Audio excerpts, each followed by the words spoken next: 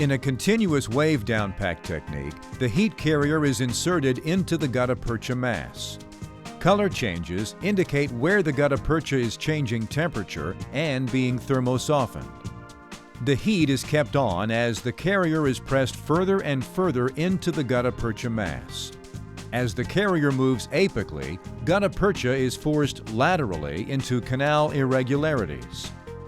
Deep in the canal space, the heat is cycled off. Downward pressure is kept on the cooling carrier. This continued pressure, in turn, exerts pressure on the gutta-percha, forcing it into more lateral canals and anastomoses. After several seconds, and when the carrier has reached its ultimate depth, a second, 1-second burst of heat is applied. 1 second later, as the carrier begins cooling, it is rocked side to side in the canal space. This motion separates the gutta-percha mass into a segment apical to the heat carrier tip and a segment coronal to the tip.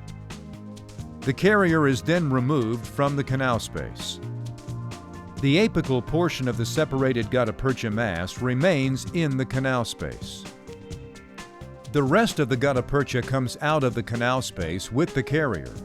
A small pre-fit plugger is inserted into the canal space and used to tamp down the apical plug of gutta-percha. The plugger is removed in the final step of the continuous wave technique, leaving the apical plug and the remaining space ready for backfilling.